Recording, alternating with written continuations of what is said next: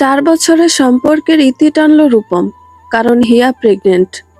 কোনো এক বৃষ্টির রাতে ভালোবাসায় মগ্ন হয়েছিল হিয়া রূপমের সাথে, যার ফলস্বরূপ আজ তার গর্ভে এই ছোট্ট প্রাণ। হিয়া অনেকবার হাতে পায়ে ধরেছে রূপমের, কিন্তু কিছুতেই মন গলেনি তার। দীর্ঘ 5 ঘন্টা রূপমের বাড়ির সামনে দাঁড়িয়ে থেকে ভাঙা মনে ফিরতে হচ্ছে তাকে। কিন্তু কিভাবে ফিরবে সে বাড়ি, কোন মুখে, যখন বাবা মা জানবে তার কুকীর্তি? জঘন্য ভালোবাসার ফল কি করে মেনে নিবে সব? না, আর ভাবতে পারছে না। দিক বিদিক হয়ে মেইন রোডে হেঁটে চলেছে হিয়া। 2-1 বার গাড়ির সামনে পড়তে পড়তে বেঁচেছে, কিন্তু না, আত্মহননের পথ সে বেছে নিবে না, আর না বাড়ি ফিরে যাবে। এখান থেকে সামনে পাহাড়ি রাস্তা, তার সামনে বিশাল সবুজ অরণ্য। শহরের পথ ছেড়ে সে ওই পাহাড়ি রাস্তায় হাঁটা দিল। হাঁটতে হাঁটতে উঁচু টিলার সামনে দাঁড়ালো। পা দুটো খুব ব্যথা করছে, একটু বসা দরকার। পায়ের স্লিপার দুটো খুলে সেগুলোর উপর বসে পড়ল। এই জনমানবহীন পাহাড়টায় কেমন গা ছমছমে ভাব। ভয় হচ্ছে হিয়ার, তবু এখানে বসতে হবে তার। এই সবুজে ঘেরা পাহাড়ের চূড়ায় এক প্রশান্তি আছে, যা ওই কোলাহলপূর্ণ শহরটায় নেই। ঠান্ডা মস্তিষ্কে কিছু চিন্তা এখানেই সে করতে পারবে। সন্ধ্যা নামতে এখনো অনেকটা সময় আছে। হিয়া হাঁটুতে মুখ গুজে কান্না করছে আর ভাবছে, কি করবে সে? নিজের জন্য না হলেও এ অনাগত সন্তানের জন্য হলেও তাকে সুস্থভাবে বাঁচার চেষ্টা করতে হবে। কিছুক্ষণ ধরে হিয়া কারো চেঁচামেচি শুনতে পাচ্ছে। মনে হচ্ছে পাশেই কেউ কাউকে বকা দিচ্ছে, তবে সামনে নয়, অতি সম্ভব মোবাইলে। কিন্তু মাথা উঠিয়ে দেখার ইচ্ছা জাগলো না তার। সে আবারও নিজ ভাবনায় মগ্ন হতে চেষ্টা করে চলছে অবিরত, কিন্তু না, সেই চেঁচামেচি দ্রুত বেগে তার কাছে আসছে মনে হচ্ছে। এবার আর তার পক্ষে মুখ গুজে রাখা একেবারেই সম্ভব না। হালকা করে মাথাটা উঁচু করলো, তবুও কিছু চোখে পড়ল না, তাই আবারও কচ্ছপের ন্যায় মাথা নিচু করতে যাচ্ছিল। তখন আবার সেই চেঁচামেচি শোনা গেল। হিয়া এবার চোখ ঘষতে ঘষতে বসা থেকে উঠে দাঁড়ালো। যে করেই হোক চিৎকারের রহস্য উদ্ঘাটন করবে, পেয়েও গেল। তার বাম পাশে কোনো এক বড় গাছের ঘুড়ির সাথে হেলান দিয়ে দাঁড়ানো একটা ছেলে। ছেলে বলে ভুল হবে, বলতে হবে তাগড়া যুবক। হিয়া এবার আরেকটু কাছে গিয়ে ভালো করে পর্যবেক্ষণ করছে যুবকটিকে। দেখতে লম্বা, গায়ের রং হলদে ফর্সা, চোখের মণি দুটো ডার্ক ব্রাউন, চুলগুলো মোটামুটি লম্বা আর সিল্কি, দেখেই বোঝা যাচ্ছে। পরনে কফি কালারের টি শার্ট, হাতে রিস্ট ওয়াচ। দেখতে সব দিক দিয়ে পারফেক্ট লাগছে, শুধু মুখের ভাষা শ্রবণীয় লাগছে না হিয়ার। কারণ ছেলেটা বারবার অকথ্য গালিগালাজ করছে কাউকে কলে। হিয়া একাধারে তাকিয়ে আছে ছেলের দিকে। এবার ছেলেটারও খেয়াল হলো হিয়াকে, তাই সে কল কেটে হিয়ার দিকে এগিয়ে আসে, আর হিয়া পিছাতে থাকে। হিয়া পিছাতে পিছাতে পাহাড়ের শেষ মাথায় কখন যে পা রাখে তা খেয়ালই করে না, কিন্তু ছেলেটা খেয়াল করে, আর তাই সে আচমকা হিয়ার হাত ধরে টান দেয়, যা দরুন হিয়া খিচে সামনে এসে পড়ে সোজা ছেলেটার বুকে। কয়েক সেকেন্ডের জন্য হিয়া একেবারে থ হয়ে যায়। ঘটনার আকস্মিকতায় দুজনেই বাকরুদ্ধ থাকে কিছু সময়। ততক্ষণে হিয়া ছেলেটার বুক থেকে মাথা উঁচু করে ছেলেটাকে ভালোভাবে পর্যবেক্ষণ করে। টোটাল লুক দেখে হিয়া বিড়বিড় করে বলল, নিঃসন্দেহে সুদর্শন ছেলেটা। হিয়া ঠোঁটের কাঁপা কাঁপা অবস্থা দেখে ছেলেটা বুঝতে পারল হিয়া কিছু বিড়বিড় করছে, তাই জিজ্ঞেস করলো, কি বলছে এভাবে ঠোঁট নাড়িয়ে? হিয়ার এবার হুঁশ হয়, তারপর ছেলেটার থেকে নিজেকে ছাড়িয়ে নেয়। ছেলেটা আবারও প্রশ্ন করে, কি দেখছো আর কি বিড়বিড় করছো? হিয়া এবার জবাব দেয়, কিচ্ছু না, কি বিড়বিড় করব? আর ইউ শিওর তুমি কিছু বিড়বিড় করছিলে না? I am sure. তবে আপনি আমাকে তুমি করে বলছেন কেন? অচেনা একটা মেয়ের সাথে আপনি করে বলতে হয়, জানেন না? ওহ প্লিজ, আমাকে শেখাতে এসো না। মেয়েগুলো আর যাই হোক রেসপেক্ট পাওয়ার যোগ্য নয়, তাচ্ছিল্যের সুরে বলল ছেলেটা। হিয়া এবার চরম পর্যায়ে রেগে গেল কথাটায়। হয়তো রাগটা শুধু ছেলেটার কথায় না, রূপমের সাথে তার ঘটে যাওয়া সম্পর্কের রীতি আর বিশ্বাস ভঙ্গের কারণে। হিয়া রাগের চোটে ছেলেটার দিকে বড় বড় চোখ করে তাকায়, আর ছেলেটা তাকে দেখে কিছুটা বিস্ময় নিয়ে তাকায়। বলে, কি এমন ভুল বললাম? হিয়া এবার বলে, ও তাই, মেয়েরা রেসপেক্টের যোগ্য না, তাই না? তোরা ছেলেরা মেয়েদেরকে ভালোবাসার কথা বলিস, তারপর মিথ্যা অভিনয় করে মন ভুলিয়ে কাছে টানিস, আর যখন দেখিস বোকা মেয়েগুলো তোদের ডাকে সাড়া দিচ্ছে, তখন নিজেদের শারীরিক চাহিদা মিটিয়ে নিস ভালোবাসার নামে। মেয়েগুলো চেষ্টা তোদের ভালোবাসাকে সত্যি আর পবিত্র ভেবে সঁপে দেয় নিজেকে, আর তোরাও চাহিদা পূরণ হয়ে গেলে নোংরা ন্যাকড়ার মতো ফেলে দিস নাক সিটকে। এতে যদি মেয়েগুলো মরে যাবার ডিসিশনও নেয়, তোদের কি? তোরা তো আরো নতুন পেয়ে যাবি। খালি হলে কোনো বাবা মায়ের বুক খালি হবে, তোদের বাবা মায়ের তো আর কিছু হবে না।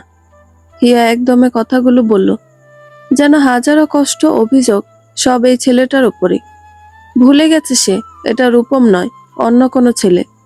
সে যেন চোখের সামনে রূপমকেই দেখছে, তাই তো মনের কষ্টগুলোকে কান্না আর রাগের মাধ্যমে ঝাড়ছে। হিয়া তারপর আবার দম নিয়ে কিছু বলা শুরু করছিল, তখনই ছেলেটা ডান হাত দিয়ে হিয়ার ডান হাত আর বাম হাত দিয়ে হিয়ার মুখ চেপে ধরল। হিয়া নিজেকে ছাড়ানোর চেষ্টা করছিল, কিন্তু ছেলেটা ছাড়ল না, শুধু বলল, এতক্ষণ তুমি যা বলছিলে তা সত্যি নয়। হিয়ার রাগ দেখে ছেলেটা ভুলেই গেছে সে কিছুক্ষণ আগেও খুব রেগেছিল। তবে হিয়ার কথাগুলো তার কাছে মোটো পছন্দসই হয়নি, বোঝাই যাচ্ছে চেহারায় বিরক্তির ছাপ দেখে। হিয়া নড়াচড়া বন্ধ করেনি এখনো, তাই বলল, লিসেন, আমি তোমাকে ছেড়ে দিচ্ছি, তুমি প্লিজ চিৎকার করো না। বলে হিয়ার মুখটা ছেড়ে হিয়ার থেকে এক হাত দূরে সরে দাঁড়ালো। ছাড়া পেয়ে হিয়া আবারও চেঁচামেচি করতে নিলে ছেলেটা আবার আঙুল নাড়িয়ে ইশারা করলো, যার অর্থ চুপ থাকো। হিয়া চুপ রইল, কিন্তু ছেলেটা বলা শুরু করলো, দেখো, আমি এখানে আত্মহত্যা করতে এসেছিলাম। কথাটা শুনে হিয়ার পিলে চমকে উঠল। এতক্ষণ হিয়া রাগে জেদে এই পাহাড়ের চূড়ায় বসে থাকার কারণে চারপাশটাও খেয়াল করেনি যে সন্ধ্যা নামছে। তবে এখন খেয়াল হচ্ছে। বড়সড় একটা ঢোক গিলা আবারও এদিক ওদিক তাকিয়ে নিল হিয়া, কিন্তু না, আশেপাশে কেউ নেই, শুধু বড় বড় কিছু গাছ মাথা উঁচু করে দাঁড়িয়ে আছে। গাছগুলোর জন্য আকাশটা পর্যন্ত ঠিকমতো চোখে পড়ছে না। দেখেই বোঝা যাচ্ছে কিছুক্ষণের মধ্যেই ঘুটঘুটে অন্ধকার নেমে আসবে ধরণীতে। ছেলেটা ভালোভাবে হিয়াকে দেখে নিল, এবার হয়তো সে হিয়ার চোখে রাগের জায়গায় ভয়টা দেখতে পাচ্ছে, তাই বলল, ভয় পাওয়ার দরকার নেই, আমি তোমার কোনো ক্ষতি করব না। আমি মরতে এসেছিলাম, কিন্তু আজ আর মরতে পারবো না তোমার জন্য। হিয়া উৎসুক দৃষ্টি নিয়ে তাকায় ছেলেটার দিকে, যার অর্থ, আমি আবার কি করলাম? ছেলেটা বুঝতে পেরে বলল, আপনি কিছু করেননি, তবে আপনার এখানে উপস্থিতির জন্য আর মরা হলো না আজ। কারো সামনে সুইসাইড করলে কাজটা খারাপ হতো। কেন হতো সেই প্রশ্নটা আবার করবেন না যেন। আপনি এখানে একটা মেয়ে একা এই সময় কি করছেন? ভ্রু কুঁচকে ছেলেটা প্রশ্ন করল। কিছু না, প্রথমে মরার চিন্তা ছিল আমারও, পরে ভাবলাম নিজের জন্য না হলো নিজের সন্তান। চুপ হয়ে গেল হিয়া। ছেলেটা বলল, নিজের সন্তান কি? থামলেন কেন? হিয়া বলল, কিছু না। কিছু একটা তো অবশ্যই। সন্তান নাকি সন্তান?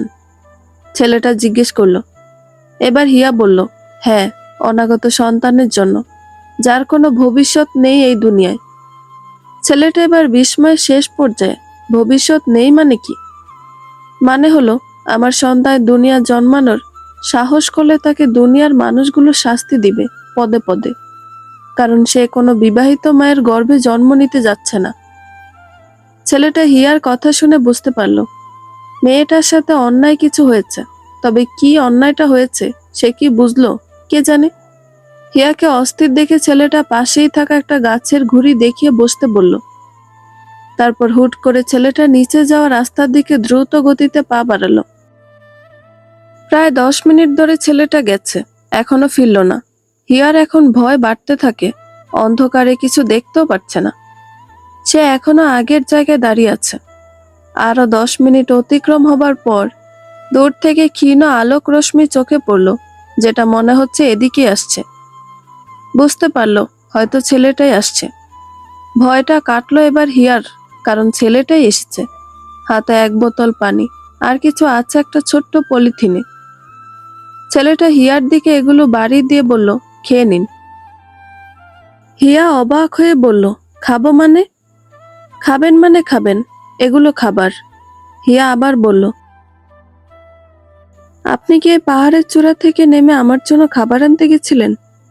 আপনি এমন কিছু বলবেন আর আমিও খেয়ে নিব, এমন কিছুই ভেবে রেখেছেন? এই আপনি ছেলেদের নন তো? আবার হিয়া ভ্রু নাচিয়ে বলল কথাগুলো।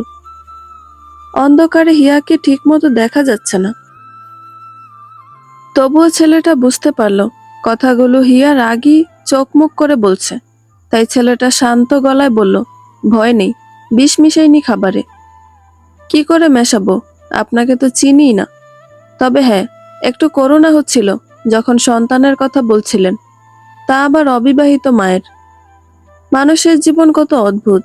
কত বিবাহিত দম্পতি সন্তানের আশায় কেঁদে বুক ভাসায়, তবুও হয় না। আর কত মানুষ বিয়ের আগেই পায়, তবুও বেঁচে থাকতে পারে না। বলেই ছেলেটা দীর্ঘশ্বাস ফেলল। হিয়া কিছুই বুঝতে পারছে না ছেলেটা এভাবে কেন বলল। ছেলেটা এবার মোবাইলের টর্চটা খাবারের দিকে ধরে একটু খাবার বের করে নিজের মুখে পুরল। তারপর বলল, এই যে আমি খেয়েছি, খাবারে ভেজাল নেই, আপনিও খেতে পারেন। হিয়া বলল, আমি আপনার খাবার খাবো কেন? ছেলেটা বলল, আপনার অনাগত সন্তানের জন্য। কথাটা শুনে হিয়ার মনে পড়ল আজ সকাল থেকেই তো সে না খাওয়া, শরীরটাও দুর্বল। খেতে তো হবেই বাঁচতে চাইলে। হিয়া খাবারটা হাত লাগাতে গেলে ছেলেটা বাধা দেয়। হিয়া তাকায় ছেলেটার দিকে, আর ছেলেটা বলে, খেতে খেতে আমাকে কিছু কথার উত্তর দিতে হবে। প্রথমে হিয়ার খাবারের কথা মনে না থাকলো, এখন খাবারগুলো দেখে যেন খিদেটা মাথা চাড়া দিয়ে উঠছে। তাই সে জবাব দিল, হ্যাঁ, দিব উত্তর। এখনই বললেন খাবারগুলো খেতে, আবার এখনই বাধা দিচ্ছেন। খেতেই যখন দিবেন না তো বললেন কেন? হিয়া কথাগুলো বলছে, ছেলেটা তখন বলল, আমি খাবারগুলো আপনার জন্য এনেছি। তবে শুধু আপনি প্রেগনেন্ট বললেন তাই। আর বাধা দিচ্ছি না, শুধু মনে করাতে চাইছি আপনি বলেছেন আমার প্রশ্নের জবাব দিবেন। বলুন কি জানতে চান? গা ছাড়া ভাব নিয়ে বলল হিয়া, কারণ তার শরীরটা এখন বড্ড ক্লান্ত লাগছে, যা সে প্রকাশ করতে পারছে না। আপনি অবিবাহিত? ছেলেটা প্রশ্ন করলো। আমি অবিবাহিত। তাহলে আপনি প্রেগনেন্ট কি করে হলেন? এবারের প্রশ্নটা হিয়াকে লজ্জা আর অস্বস্তি দুটোতেই ফেলল। তবু একটু থেমে উত্তর দিতে নিলে ছেলেটা বলল, ওয়েট, এবার একটু খাবার খেয়ে নিন, পরে শুনছি উত্তর। কিন্তু হিয়ার গলা দিয়ে খাবারগুলো নামছে না। তবে এখন যে খেতেই হবে তার। বাড়ি কখন ফিরতে পারবে তারও ঠিক নেই। এক প্রকার জোর করেই খাবার মুখে পড়ছে হিয়া।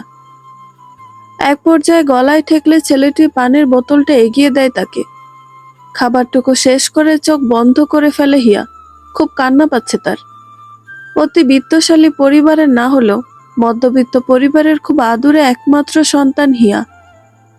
ভাই বোন কেউ না থাকায় প্রয়োজনের বেশি ভোগ করেছে সে বাবা মায়ের আদর ভালোবাসা।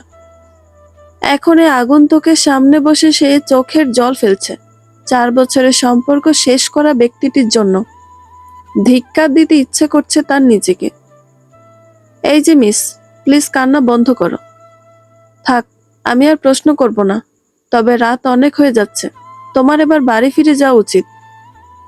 ছেলেটির কথায় হুঁশ এলো হিয়ার। সত্যিই তো, যদি আত্মহত্যা না করে তাহলে বাড়ি ফিরে যাওয়া উচিত। বাড়ি ছাড়া যে যাওয়ার আর কোনো জায়গা নেই তার। কি ভাবছো, কিভাবে যাবে এই বিরান পথঘাট পেরিয়ে? ছেলেটার কথা শুনে করুণ চোখে তাকালো হিয়া। দেখো মিস, আমি নিজে ফিরে যাওয়ার জন্য আসিনি, তবে আমি গাড়ি নিয়ে এসেছি। তুমি চাইলে আমার গাড়িটি নিয়ে যেতে পারো। টেনশন নেই, আর ফিরিয়ে দিতে হবে না। আমি কল করে আমার ম্যানেজারকে বলে দিচ্ছি, গাড়ির লাইসেন্স, নেম প্লেট সব তোমার নামে ট্রান্সফার করে দিবে। একদমে গড়গড় করে বলল কথাগুলো। শুনে মনে হচ্ছে সে কোনো তাড়ায় আছে। এই বুঝি তার ট্রেন মিস হয়ে যাবে, এত দ্রুত বলছে সব। কিন্তু হিয়ার ভাব এখনো খাপছাড়া। ছেলেটা আবার বলল, তুমি যাচ্ছ না? আমার কিন্তু দেরি হয়ে যাবে সুইসাইড করতে। আপনি কেন আত্মহত্যা করবেন? আপনাকে দেখে তো কোনো ধনী লোক মনে হচ্ছে, কোনো কিছুর অভাব আছে বলে তো মনে হচ্ছে না। হিয়ার কথা শুনে ছেলেটা অবাক হলো। কি মেয়ে রে বাবা, ধনী হলেই কি মানুষ খুশি থাকে নাকি? এইটুকু বোঝার ক্ষমতাও নেই, তাই তো ধোঁকা খেয়েছে জীবনে। মনে মনে ভাবছে ছেলেটা। তুমি কি নিবে গাড়ির চাবি? কারণ আমি মরার পরে কিন্তু আর কোনো কিছুই পাবে না, না গাড়ি, না গাড়ির লাইসেন্স। আমার গাড়ি লাগবে না, একটু পৌঁছে দিলে হবে। হিয়ার কথা শুনে ছেলেটা ভ্রু কুঁচকে বলল, আমি তোমার সাথে গেলে সুইসাইড কিভাবে করব? কেন, আমাকে রেখে এসে পরে করে নিবেন? ছেলেটার এবার একটু হাসি পেল। ভাবছে এ কি মানুষ নাকি এলিয়েন। আমি ওকে দিয়ে এসে তারপর মরবো। কি সুন্দর সলিউশন বের করলো। তুমি গাড়ির চাবি নিয়ে যাও। হুম, আমি গাড়ি চালাতে পারি না, তাই যদি আপনি একটু দিয়ে আসতেন। ছেলেটা এবার মুচকি হাসি দিয়ে বলল, চলো যাওয়া যাক।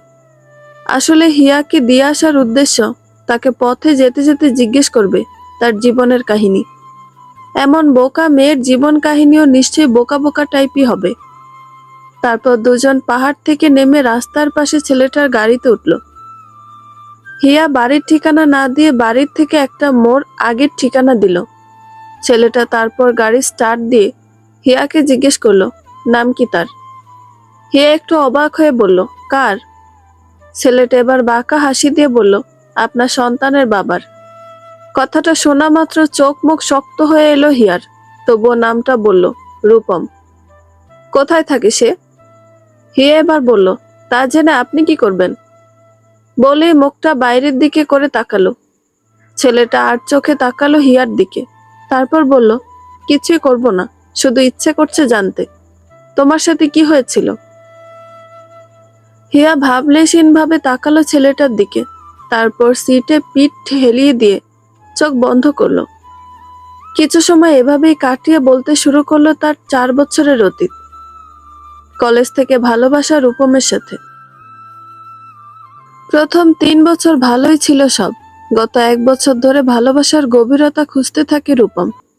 আর সেই গভীরতা সে পায় 3 মাস আগে, শারীরিক পিপাসা মিটিয়ে। 2 দিন ধরে হিয়া জানতে পারে তার অনাকাঙ্ক্ষিত সন্তানের কথা। রূপমকে জানানোর পর সে বিভিন্নভাবে এড়িয়ে যাচ্ছে।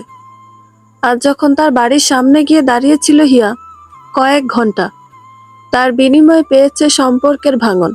তাই তো সে চলে গিয়েছে ওই পাহাড়ের চূড়ায়। দাঁড়িয়েছিল গাড়ির সামনেও, কিন্তু সাহস হয়নি আত্মহত্যাকে বেছে নিতে। ছেলেটা হঠাৎ করে ব্রেক করলো। হিয়া বাইরের দিকটায় তাকিয়ে দেখলো এখনো তার দেওয়া ঠিকানায় আসেনি। ছেলেটা হিয়ার দিকে ফিরে বলল, কি ভাবছো, এখনো বাড়ি পৌঁছানি? ভাবো তো, তোমার জীবনের কাহিনী কত ছোট।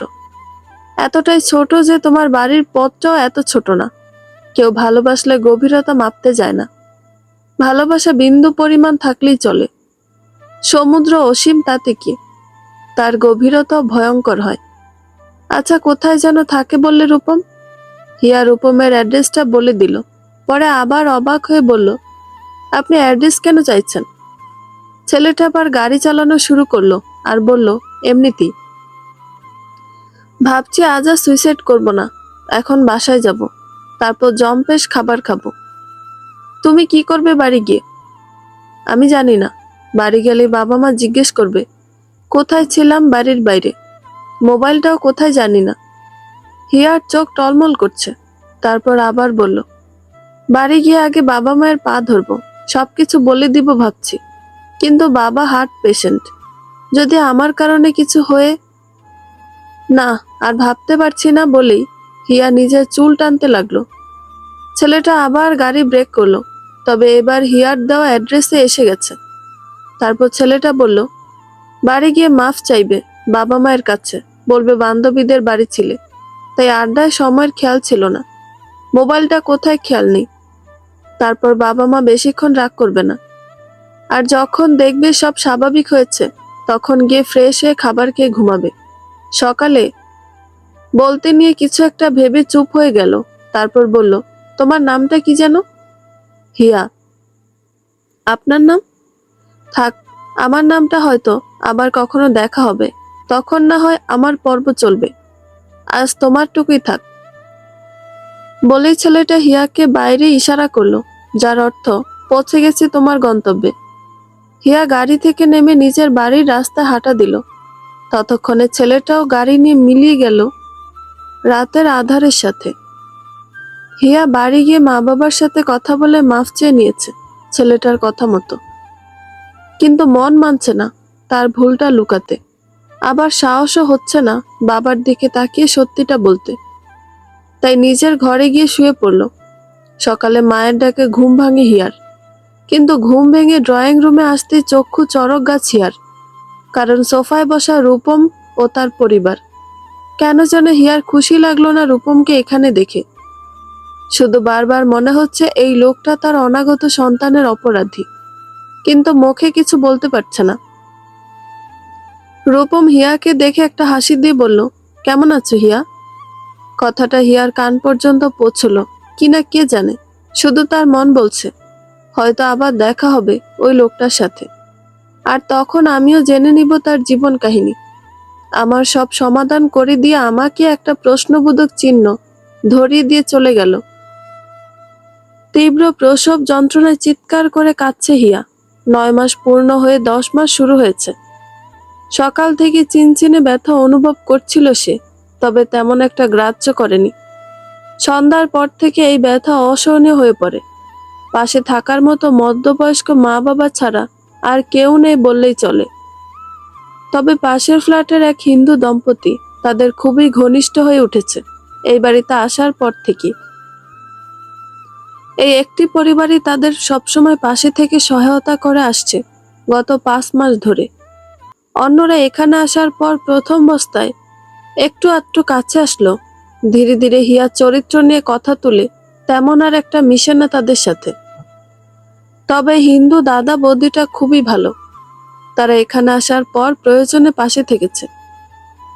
102 নম্বর বেডের পেশেন্টের বাড়ির কে আছেন? পাশ থেকে অপর্ণা বৌদি জবাব দিল, আমি আছি, বলুন। পেশেন্টের লেবার পেন উঠেছে তো অনেকক্ষণ, আর ওনার কন্ডিশনও তেমন ভালো না, ডেলিভারির জন্য ওটিতে নিতে হবে। আপনারা এখন পেমেন্ট জমা করেননি কেন? পেশেন্টের হাজবেন্ড কোথায়? হিয়া এতক্ষণ প্রসব বেদনায় কান্না করলো, এখন যেন কান্নার ভাষা বদলে গেল। অপর্ণা একবার হিয়া আর একবার নার্সের দিকে তাকিয়ে বলল, আপনারা ওটিতে নিয়ে যান, পেশেন্টের পরিবার আসছে টাকা নিয়ে। দেখুন ম্যাম, ফি পেমেন্ট না করে ডেলিভারি হয় না। ওয়ার্ড ভাড়া বা অন্যান্য খরচ ডিউ রাখা যায়, কিন্তু ওটির খরচ আর ঔষধ না। বলেই নার্সটি হিয়াকে চেক করতে এগোচ্ছিল, আর পাশ থেকে অন্য একটি নার্স এসে বলল, এই সবাই যার যার পেশেন্টের কাছে যাও। বাকি নার্সদের উদ্দেশ্যে, এমডি স্যার এসেছেন হাসপাতালে। বলতে হিয়ার সামনে থাকা নার্সটি হিয়াকে বলতে লাগলো, দেখো প্লিজ চিৎকার করে কান্না করো না, তোমার পেমেন্ট না করলে তো আর আমি কিছু হেল্পও করতে পারবো না। হিয়া অসহ্য যন্ত্রণা সইতে না পেরে মুখে হাত রেখে কান্না করতে লাগলো। অপর্ণাও হিয়ার মাকে কল করছে, জিজ্ঞেস করলো তাদের আর কত সময় লাগবে হাসপাতালে পৌঁছতে। এমডি লেডিজ ডিপার্টমেন্টের সামনে দিয়ে যাচ্ছিলেন।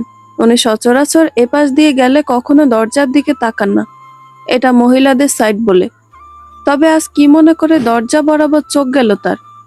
এই ওয়ার্ডের ঠিক দরজার সামনে একটা বেডে নজর পড়ল তার, শুধু মুখটাই হালকা দেখা যাচ্ছে। মুখে হাত দিয়ে মহিলাটা কান্না করছে বলে মনে হলো। চলে যেতে চাইলো, তবুও কি মনে করে দরজার কাছে গিয়ে তাকালো। অবয়বটা খুব পরিচিত লাগছে তার। যেতে যেতে আরো অনেকটা কাছে গেল। হ্যাঁ, খুব পরিচিত মুখখানা। এমডি দরজা থেকে একটু দূরে সরে একজন নার্সকে ডাকলো। নার্সটা এসেই তাকে সালাম জানালো। তারপর সে আবার একটু দরজায় উকি দিয়ে বেড নাম্বারটা চেক করলো। 102 নম্বর বেডের পেশেন্ট কান্না করছে কেন? দেখে তো প্রেগনেন্ট মনে হলো। জি স্যার, ওনার লেবার পেন শুরু হয়েছে সন্ধ্যা থেকে। এমডি এবার নিজের হাতের ঘড়িটা চেক করলো। ঠিক 10টা 12 বাজে, আর সন্ধ্যা হয় এখন 6টায়। এবার তার মুখের বর্ণ কিছুটা রক্তিম হয়। নার্স ভয় পেয়ে ঢোক গিল। এতক্ষণ ধরে একটা পেশেন্ট লেবার পেন নিয়ে কান্না করছে, চিৎকার করছে, আর আপনারা এখন পর্যন্ত তার ট্রিটমেন্টের ব্যবস্থা করেননি কেন?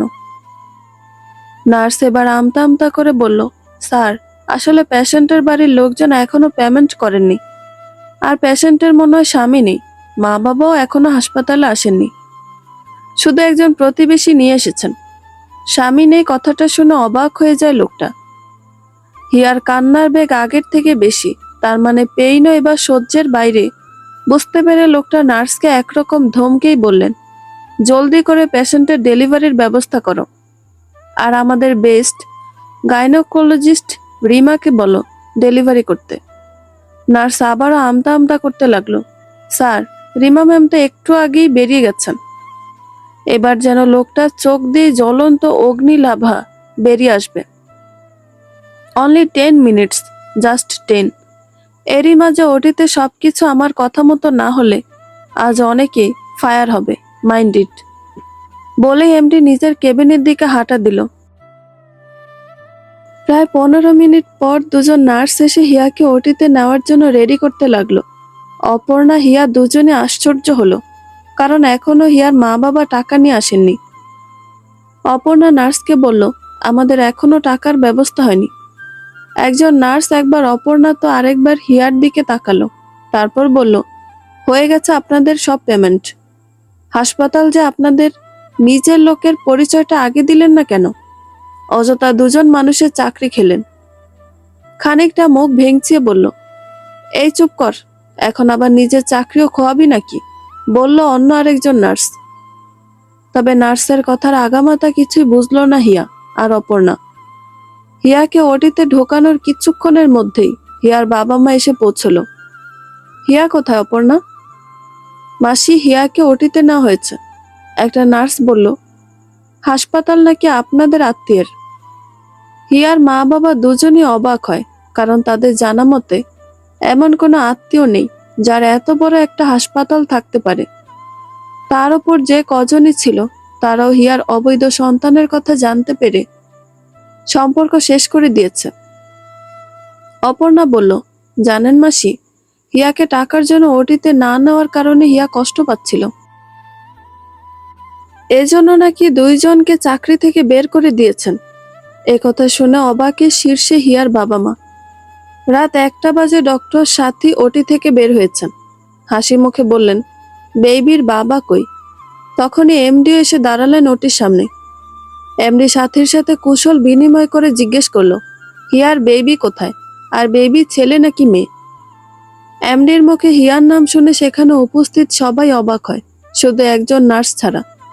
নার্সের কোলে হিয়ার বাচ্চা। সে সামনে এগিয়ে এসে বলে, স্যার, ম্যাডামের ছেলে হয়েছে, এই দেখুন। বলে বাচ্চাটা এগিয়ে দিল এমডির দিকে। সবাই হতবিহ্বল ভাবে নার্সের কাণ্ড দেখছে, আর সাথী বলল, পেশেন্ট কি তোমার পরিচিত? এমডি কিছুক্ষণ চুপ থেকে বলল, সাথী, তুমি গিয়ে ফ্রেশ হয়ে নাও, আমি পরে এসে তোমার সাথে কথা বলছি। তারপর বাচ্চাটার কপালে একটা চুমু এঁকে নার্সকে বলল, পেশেন্টকে ওটি থেকে শিফট কখন করা হবে? নার্স জানালো, আধ ঘন্টার মধ্যে বেডে দিবে। এমডি বলল, তাকে যেন কেবিনে দেওয়া হয়, আর অবশ্যই এয়ার কন্ডিশন কেবিন হতে হবে।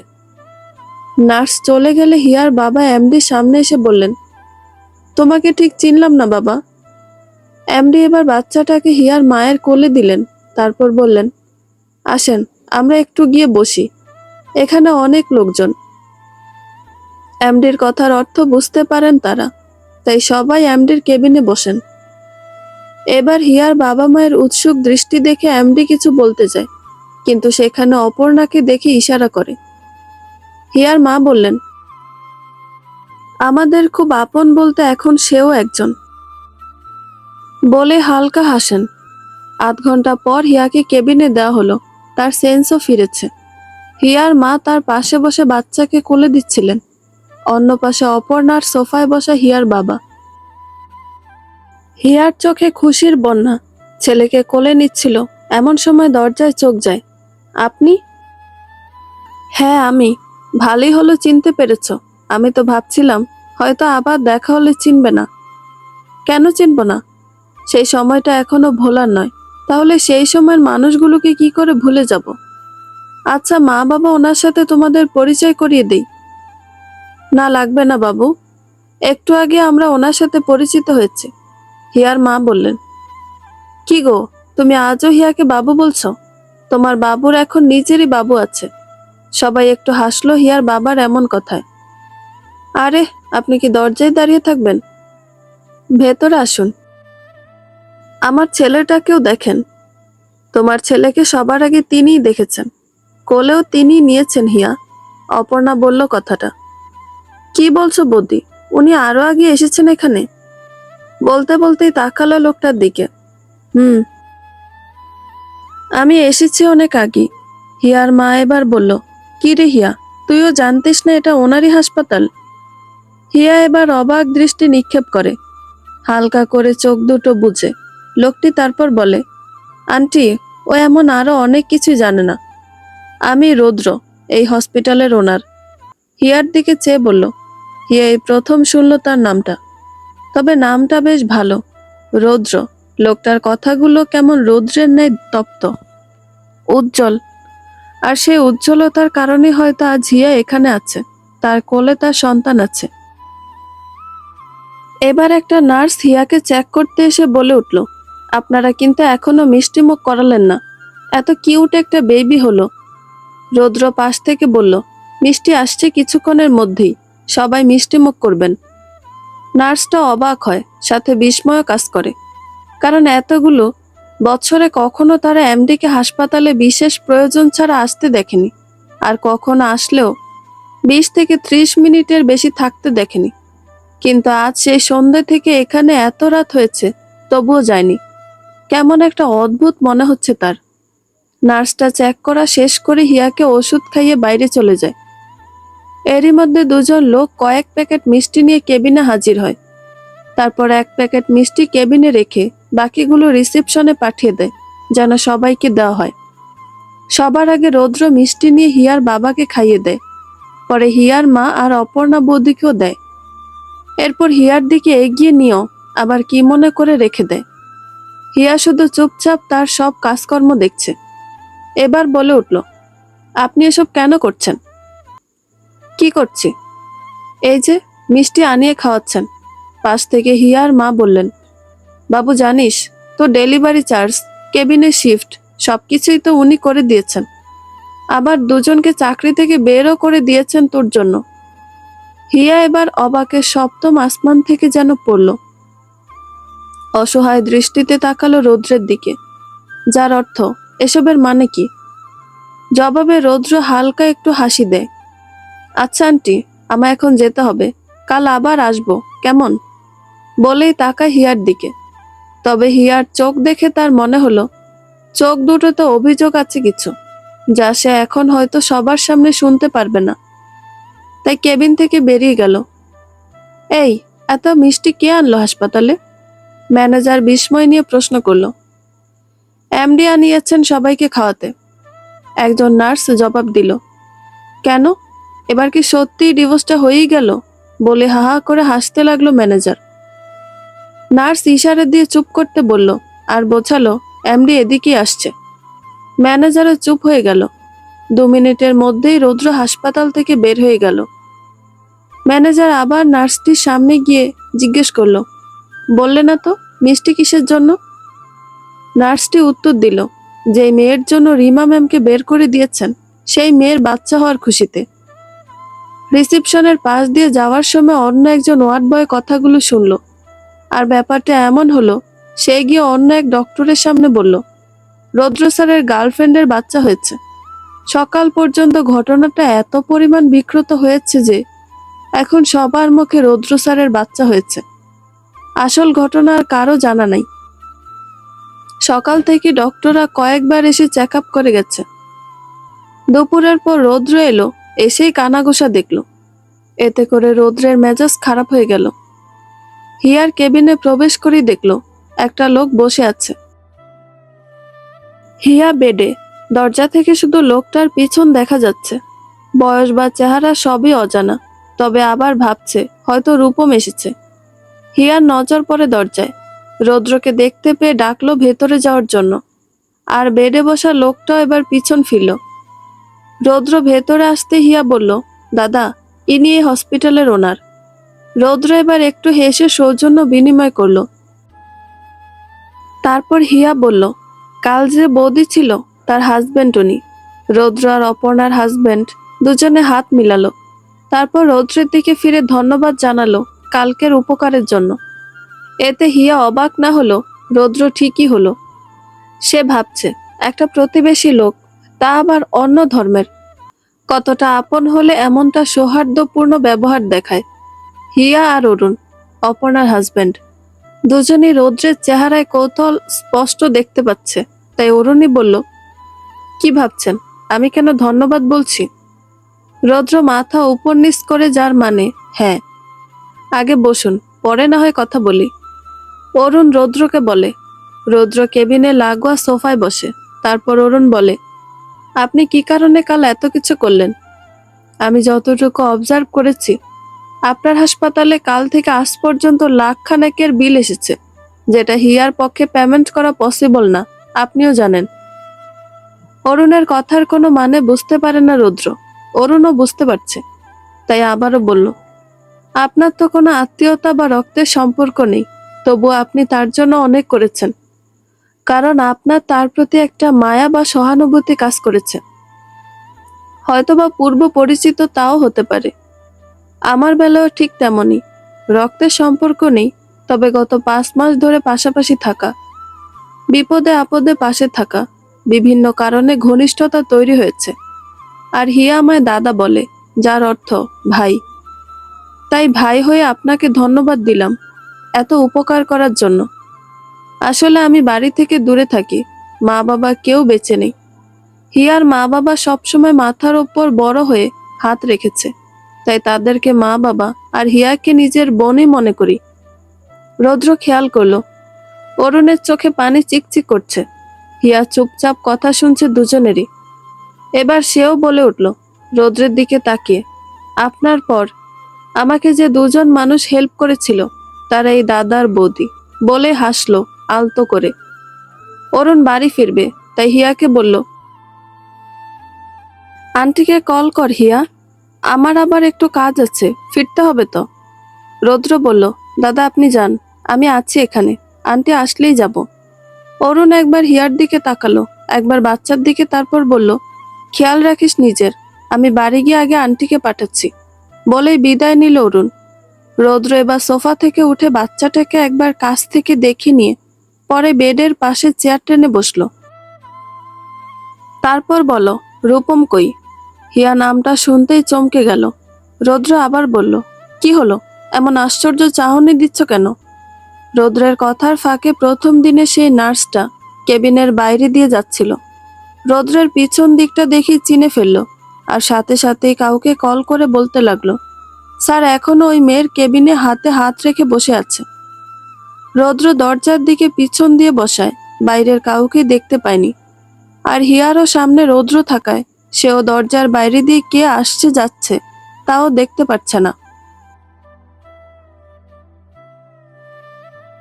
রূপম তো নেই, হিয়ার জবাব। রূপম নেই মানে? কোথায় গেছে সে? কোথায় গেছে তা তো জানি না, ভাবলেশীন ভাবে উত্তর দিল হিয়া। রৌদ্র এবার একটু নড়েচড়ে বসলো। হিয়া, তুমি কি বলছো আমি ঠিক বুঝতে পারছি না, ক্লিয়ারলি বলবে প্লিজ। হিয়া আবারও একবার রৌদ্রের দিকে দৃষ্টি নিক্ষেপ করে পর মুহূর্তেই পাশ থেকে বাচ্চাটাকে কোলে তুলে নিল। তারপর বলা শুরু করলো, ওই দিন যখন আমি সকালে ঘুম থেকে উঠে জানলাম রূপম আর তার পরিবার এসেছে আমাদের বাড়ি আমাকে দেখতে, তখন কেন যেন আমার একটুও খুশি অনুভব হয়নি।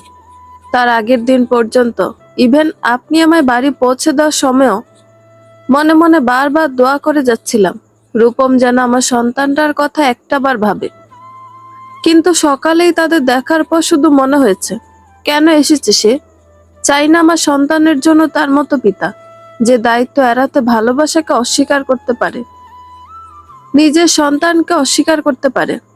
রূপম তার পরিবার আর আমার পরিবার বিয়েটা ঠিকও করে, কিন্তু আমি তখনই ওখানেই বিয়েটা ভেঙে দিই আর সবাইকে সত্যিটাও বলে দিই। আমার আর রূপমের এত বছরের সম্পর্ক বলি, জানি না এক রাতে এমন কি হলো যে সে তার সব ভুল বুঝতে পেরেছে আর নিজের সন্তানের জন্য উতলা হয়ে গেছে। কিন্তু আমি আর চাইনি তাকে আমার লাইফে। প্রথম প্রথম বাবা মা আমার সাথে কথা বলা বন্ধ করে দেন, আমার সব খোঁজখবর নেওয়া বন্ধ করে দেন। আমি বন্দি জীবন কাটাতে থাকি। আত্মীয় স্বজন পাড়া প্রতিবেশীও সবাই খুব বাজে কথা বলতে লাগলেন আমায় নিয়ে। একে একে সব ভালো পথগুলোই দুর্বিষহ হয়ে যায়। সবাই তো আমার থেকে মুখ ফিরিয়ে নিতে পারে, কিন্তু বাবা মা, তারা পারেননি আমায় ফেলে দিতে। আমার জন্য আমাদের বাড়িটা বিক্রি করে দেয় বাবা, তারপরে এই শহরে আসি। আর এখানে নতুন বাড়ি করার মতো ক্ষমতা আমাদের নেই, তাই ফ্ল্যাট কিনি। মাথা গোঁজার ব্যবস্থা তো হয়ে যায়, সমস্যা হয় একটা চাকরি বাকরির। শেষ পর্যন্ত পাই একটা স্কুলে। তারপর কোনো মতে চলে যাচ্ছে দিন। এর মাঝে রূপম কয়েকবার যোগাযোগ করার চেষ্টা করেছে, কিন্তু আমি করিনি।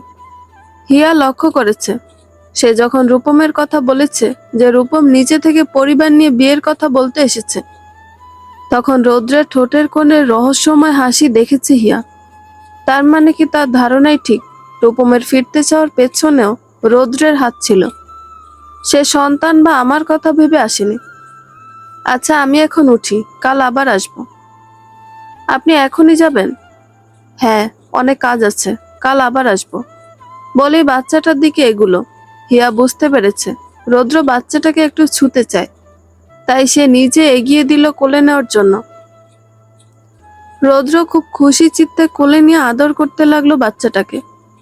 তার ছোট হাতটার মাঝে নিজের বৃদ্ধাঙ্গুলি দিয়ে ধরছে। আপনার জীবনের গল্পটা কিন্তু আপনি সেদিন আমায় বলেননি। হিয়ার কথায় রৌদ্র চোখ তুলে তাকালো, তারপর ঠোঁটের কোণে এক চিলতে হাসি রেখে বলল, আজও বলতে পারবো না, তবে খুব শীঘ্রই বলবো, সময় করে, আমার বোকামির গল্পটা।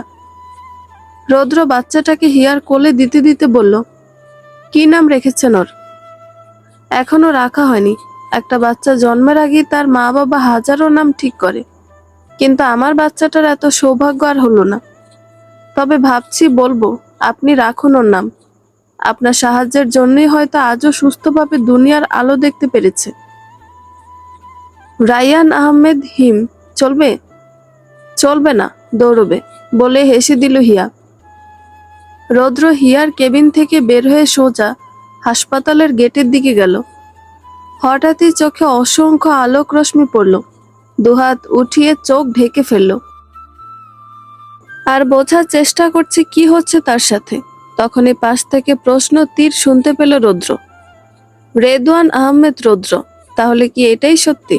আপনি আপনার গোপন সম্পর্কের জন্য নিজের স্ত্রীর নামে জঘন্য অপবাদ বের করেছেন, এজন্যই ডিভোর্স কেস করেছেন? বলুন, উত্তর দিন। পাশ থেকে সাথে সাথে কয়েকজন সিকিউরিটি এসে রৌদ্রের সামনে দাঁড়ালো, যেন কোনো সাংবাদিক তার সামনে আসতে না পারে।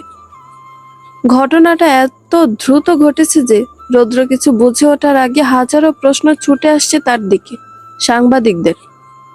তার মাথায় শুধু একটা কথাই ঘুরছে, এরা কোন সম্পর্কের কথা বলছে? কিসের গোপন সম্পর্ক? হঠাৎই মাথায় এলো হিয়া আর তার বাচ্চার কথা। ক্র্যাপ, শিট, এত বড় ভুল আমি কি করে করলাম? রৌদ্র কাউকে কল দিল আর বলল 10 মিনিটের মধ্যে হাসপাতালে পৌঁছতে।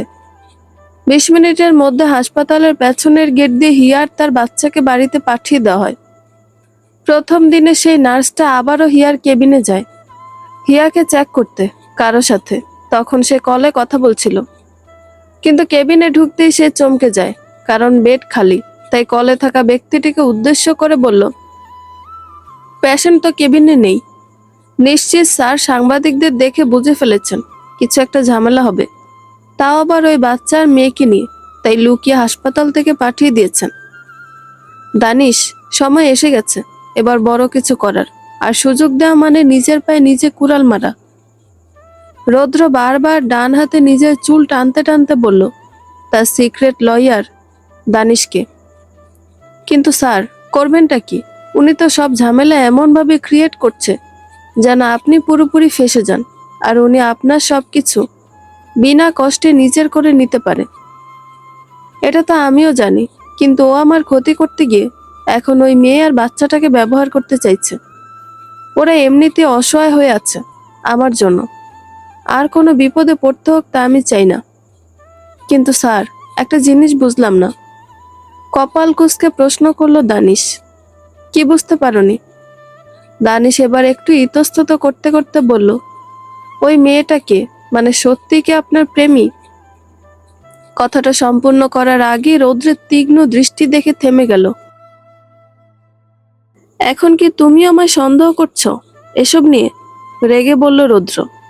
না মানে স্যার, নিউজটা এমনই দেখলাম টিভিতে, তাই আর কি। তাই আর কি তুমিও ভেবে নিয়েছো আমি সত্যিই কোনো মেয়েকে অসহায় পেয়ে ব্যবহার করেছি? সরি স্যার, তবে একটা ভালো সাজেশন কিন্তু আছে আমার কাছে। দানিশ এবার রৌদ্রের থেকে একটু দূরে সরে তারপর বলল, কি সাজেশন আছে? বলে ফের পকেট থেকে একটা সিগারেট বের করতে করতে বলল, আপনি মেয়েটাকে বিয়ে করে ফেলেন, অন্তত বিবাহিত হয়ে বৈরাগী থাকার ঝামেলাটা দূর হবে। ম্যাম তো এমনিতেও আপনার সাথে সংসার করছেই না, শুধু আপনার সম্পত্তি হাতানোর জন্য ডিভোর্স অ্যাকসেপ্ট করছে না। Have you gone mad Danish? চিল্লিয়ে বলল রৌদ্র।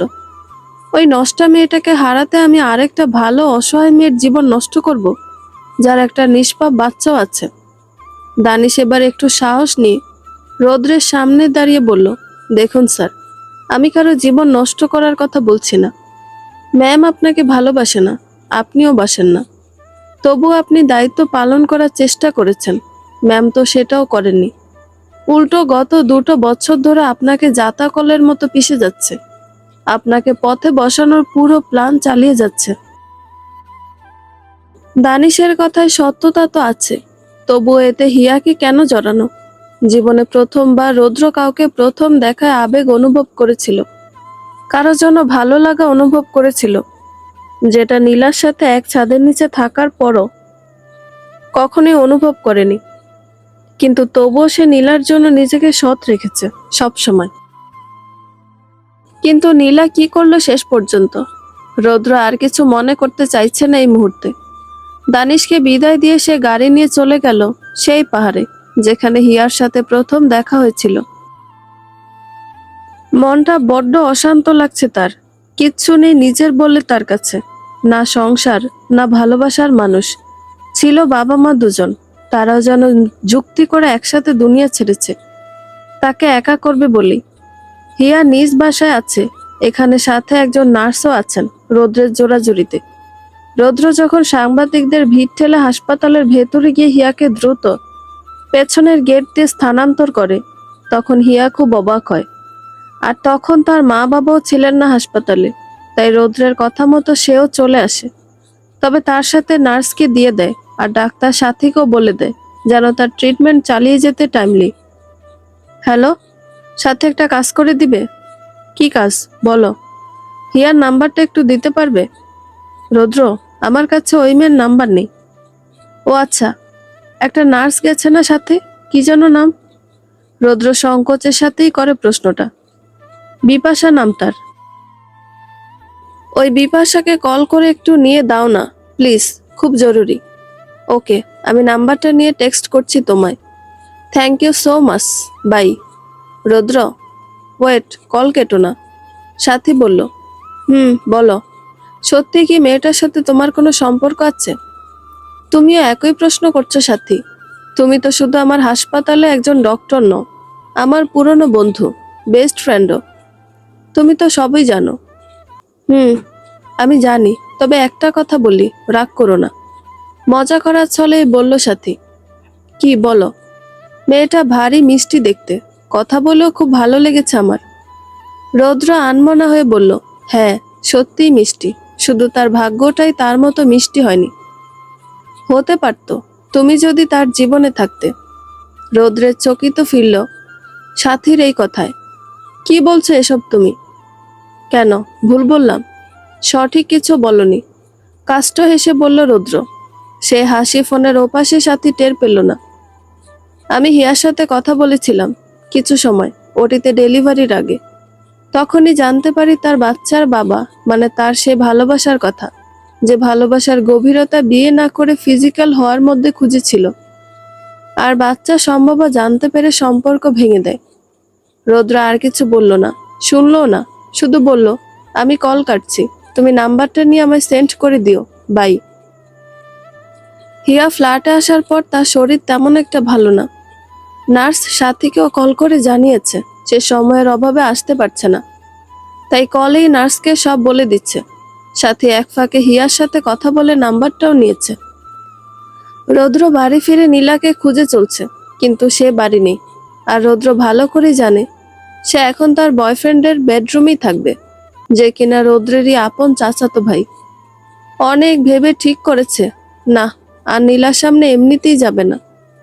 একেবারে লাস্ট দিন যাবে, যেদিনের পর আর কখনো তার মুখোমুখি হওয়ার প্রয়োজন পড়বে না। রৌদ্রের এসব ভাবনার মাঝে তার মোবাইলের মেসেজ টোনটা বেজে উঠল। সাথীর মেসেজ, হিয়ার নাম্বার পাঠিয়েছে সে। আপাতত রুমে গিয়ে লম্বা একটা শাওয়ার নিয়ে আয়নার সামনে দাঁড়ালো। এক হাতে চুলের পানিগুলো ঝাড়তে ঝাড়তে বিছানায় রাখা মোবাইলে নজর পড়ল। সাথে সাথে হিয়াকে কল দিল। ওপাশ থেকে একটু বয়স্ক মহিলা কণ্ঠ ভেসে এলো। বুঝতে পারলো হিয়ার মা কলটা রিসিভ করেছে। রৌদ্র সালাম দিয়ে কেমন আছে জিজ্ঞেস করলো। তারপর হিয়ার আর হিমের কথা জিজ্ঞেস করতেই সে কান্নার আওয়াজ শুনতে পেল। আন্টি, আপনার আশেপাশে কেউ কান্না করছে মনে হয়।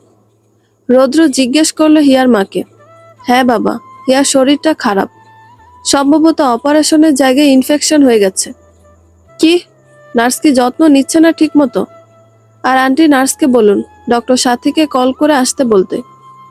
বলেছিলাম বাবা, উনি তো সময়ের কারণে আসতে পারছেন না। আচ্ছা আন্টি, আমি রাখছি, বলেই কল কাটলো রৌদ্র। দুপুরে হিয়াদের কলিং বেল বাজছে অনেকক্ষণ ধরে, কিন্তু সবাই হিয়ার রুমে। হিয়া কান্না করছে তাই শুনতে পায়নি। হিয়ার মা গরম পানি নিতে কিচেনে যাচ্ছিলেন, তখন শুনতে পেয়ে দরজা খুললেন। আরে তোমরা, এসো ভেতরে এসো। দরজা খুলে অবাক হলেন হিয়ার মা। ডাক্তার সাথী আর রৌদ্র ভেতরে ঢুকলো। তারপর রৌদ্র জিজ্ঞেস করলো, আন্টি কেমন আছেন? এই তো আলহামদুলিল্লাহ ভালো, জবাব দিয়ে রৌদ্রকে বসতে বলছিল, কিন্তু সে হিয়াকে আর হিমকে দেখতে এসেছে বলল। তখনই হিয়ার মা বলল, হিয়ার শরীরটা ভালো না তেমন। সাথী বলল, আন্টি চলেন, আমি আগে দেখে আসি হিয়াকে, কি সমস্যা হচ্ছে। তুমি বরং ওয়েট করো এখানে, আর আন্টি বেবিটাকে না হয় আপাতত রৌদ্রের কাছে দিয়ে যান। হিয়ার মাও মাথা নাড়িয়ে সাথীকে নিয়ে হিয়ার কাছে গেল। রৌদ্র একবার পুরো ড্রয়িং রুমটায় চোখ বুলিয়ে নিল। দেখেই বোঝা যাচ্ছে তারা যথেষ্ট শৌখিন পরিবার, যার ফল ঘরের আসবাবপত্র সব যথেষ্ট সুন্দর আর কিছুটা দামিও। হয়তো আগে তাদের অবস্থা ভালোই ছিল। সাথে হিয়ার রুমে গিয়ে হিয়াকে চেক করতে লাগলো, আর হিয়ার বাবা ও মা রুম থেকে বেরিয়ে এলেন। হিয়ার মায়ের কোলে হিম। রৌদ্র হিমকে দেখে কোলে নিল। 3 দিনের বাচ্চা, একেবারে ছোট রৌদ্রের এত বড় বড় হাতের ফাঁকে। এই বুঝি পড়ে যাবে এমন ভয় পাচ্ছে রৌদ্র। ব্যাপারটা বুঝতে পেরে হিয়ার মা রৌদ্রকে আগে বসতে বললেন, তারপর রৌদ্রের কোলে দিলেন বাচ্চাটাকে।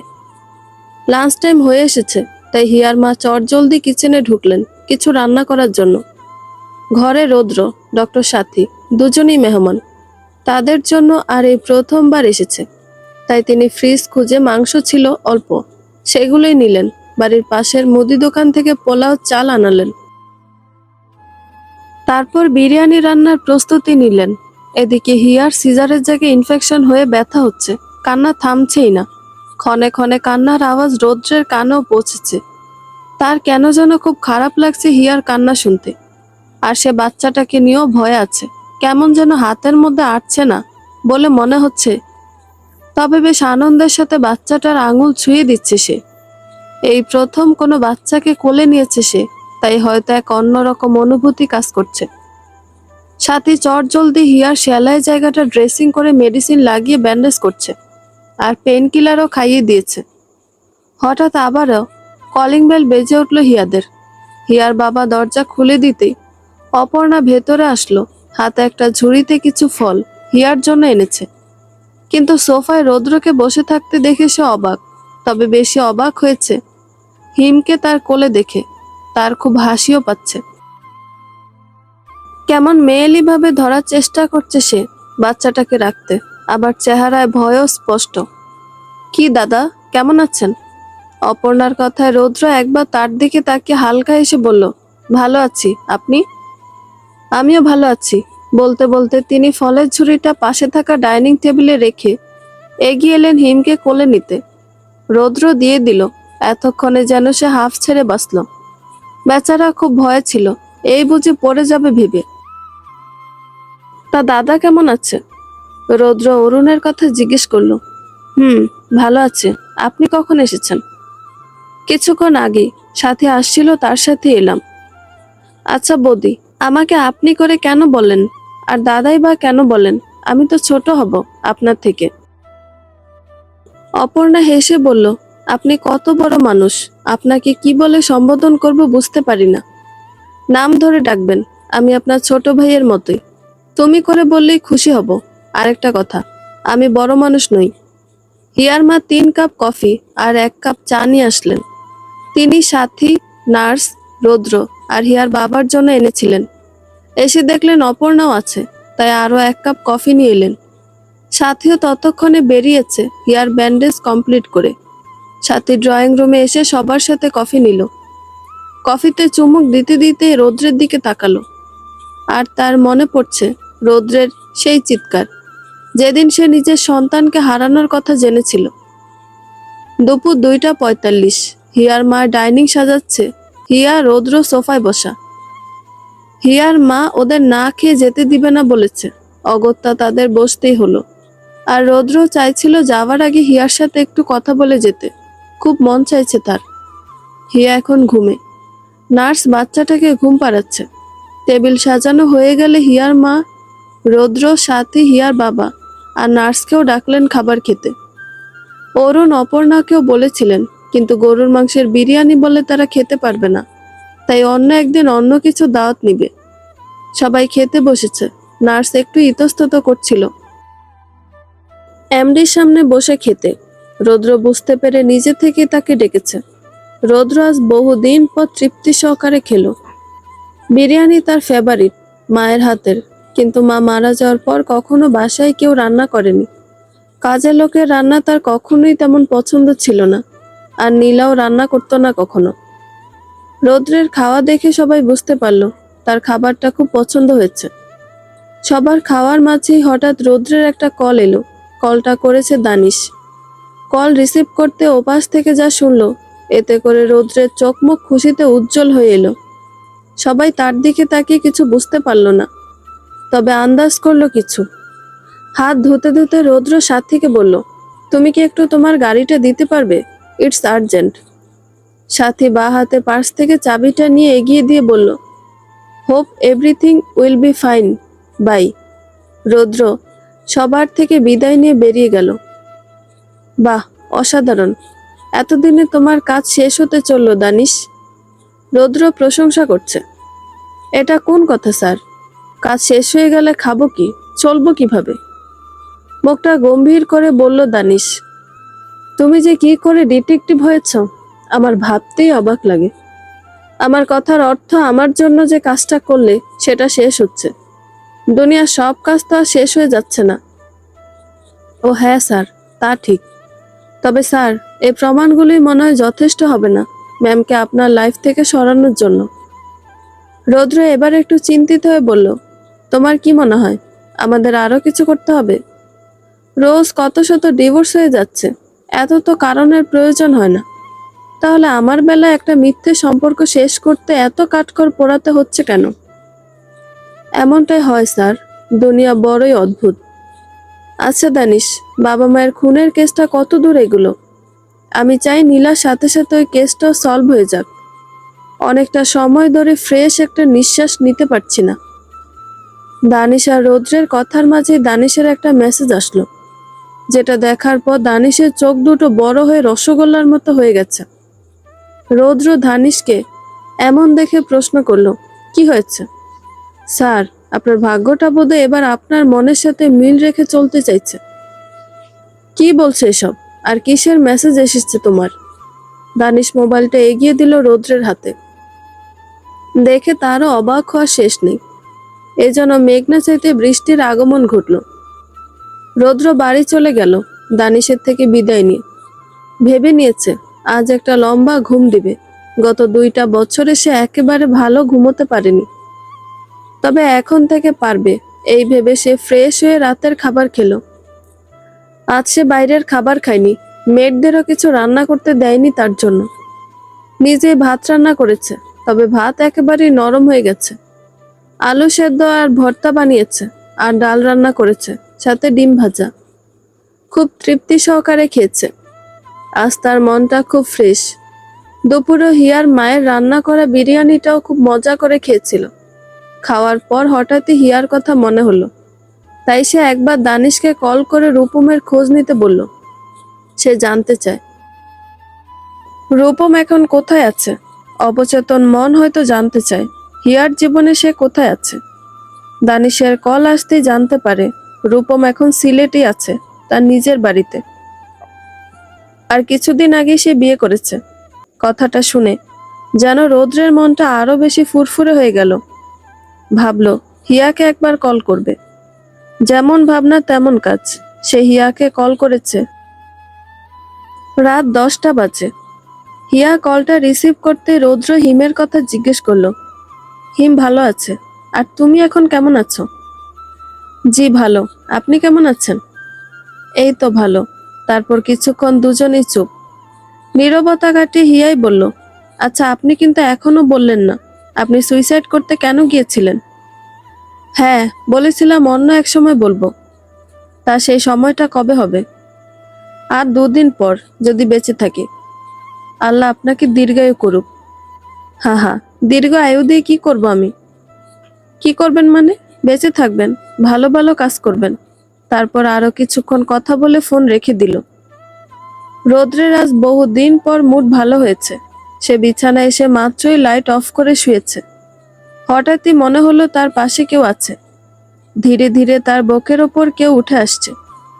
আচমকা সে বেড সাইড ল্যাম্পটা অন করে দিল, আর বুকের ওপরে থাকা মানুষটা উঠে বসলো। তুমি এখানে কখন এলে, আর এই বিছানায় কেন? রেগে চিৎকার করে বলল রৌদ্র। এখানে মানে কি, কোথায় থাকবো তাহলে? বলেই নীলা আবার জড়িয়ে ধরল রৌদ্রকে। সরো সামনে থেকে, বলেই রৌদ্র বিছানা থেকে নামতে নিল, কিন্তু নীলা তার হাতটা ধরে আটকে দিল। রৌদ্রের তখন মন তো চাচ্ছিল গলা টিপে তাকে সেখানেই খুন করে ফেলতে, কিন্তু না, এই মুহূর্তে তার করা ছোট্ট একটা ভুলেও তাকে চরম মূল্য দিতে হতে পারে। তাই নিজেকে কন্ট্রোল করার চেষ্টা করছে। হাত ছাড়ো নীলা, আমার খুব ঘুম পাচ্ছে। কিন্তু নীলা ছাড়ল না তার হাত, উল্টো টেনে নিজের কাছে এনে বলল, অনেক দিন ধরে সময় দেওয়া হয় না কেউ কাউকে, আজ একটু সময় কাটাই না। গত 1 সপ্তাহ ধরে কোথায় ছিলে তুমি? কেন, কোথায় আর থাকবো? তুমি তো জানোই, বড় আপুর বাসায় ছিলাম, কানাডাতে। তোমাকে জানিয়েই তো গিয়েছিলাম। ও, তাই কল করারও সুযোগ পাওনি, বলে নীলার থেকে নিজের হাত ছাড়িয়ে নিল। খুব ঘৃণা লাগছে তার এই মেয়ের স্পর্শ। এতটাই জঘন্য সে, কিন্তু এই মুহূর্তে তাকে কিছু বলা মানে সকল পরিশ্রমে পানি ফেলা। তাই সে শরীর ঠিক নেই, ঘুমের প্রয়োজন বলে অন্য রুমে গিয়ে ভেতর থেকে দরজা লাগিয়ে দিল। ভেবেছিল একটু শান্তির ঘুম দিবে, তার হলো না। পরের দিন খুব ভোরেই ঘুম থেকে উঠে ফ্রেশ হয়ে বাইরে বের হতে নেয় রৌদ্র। তাই নিজের রুমে গিয়ে ড্রেস নিচ্ছিল, তখনই চোখে পড়ে নীলার মোবাইলের স্ক্রিন জ্বলে উঠল। নীলা রুমে নেই, হয়তো ওয়াশরুমে। রৌদ্র প্রথমে ইগনোর করলো, পরে আবার স্ক্রিনটা জ্বলতে দেখে এগিয়ে গেল। পাওয়ার বাটন টাচ করতে হোম স্ক্রিনে থাকা মেসেজগুলো চোখে পড়ল। মেসেজগুলো আর কেউ না, নীলার বেড পার্টনারের, মানে রৌদ্রেরই আপন চাচাতো ভাইয়ের। রৌদ্র মোবাইলটা আগের জায়গায় রেখে দিল। নীলা ওয়াশরুম থেকে বের হয়ে রৌদ্রকে দেখে পেছন থেকে জড়িয়ে ধরল। কোথায় যাচ্ছ এত সকালে তৈরি হয়ে? তোমার জন্য ফাঁসির দড়ি কিনতে, বাঁকা হেসে বলল রৌদ্র। রৌদ্রের এমন কথায় নীলা কিছুটা ঘাবড়ে গিয়ে ছেড়ে দাঁড়ালো রৌদ্রকে। কি বলছো এসব আবল তাবল? মজা করছি সোনা, অফিসের কাছে শহরের বাইরে যেতে হবে, আজ বাসায় ফিরতে পারবো না মনে হয়। আচ্ছা, তো কালকে যে ডিভোর্সের হিয়ারিং আছে, সেখানে তো তাহলে আসতে পারবে না তুমি, তাই না? কারণ কালকের হিয়ারিং 7টায়। তুমি কি চাও? আমি আবার কি চাইবো? আমি তো তোমায় ভালোবাসি। ডিভোর্স তো তুমি চাও। চলো না, আমরা একসাথে থাকি, ভালোবেসে নিজেদের সংসারটা গুছিয়ে নিই। আবার আমাদের একটা ছোট্ট বেবি হবে।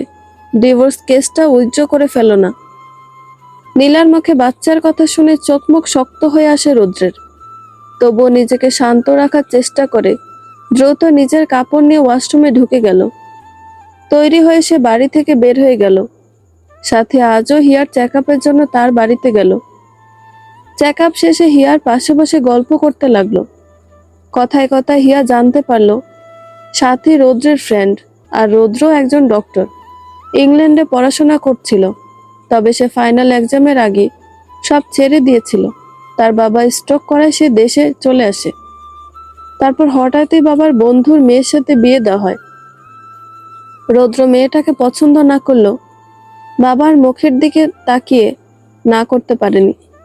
আর নীলা মানে রৌদ্রের বউয়ের ফ্যামিলির অবস্থা তেমন ভালো না, তাই খুব আর্থিক সহায়তা করতো রৌদ্র তাদের। কিন্তু বউয়ের চরিত্র ভালো ছিল না, আর না মন মানসিকতা।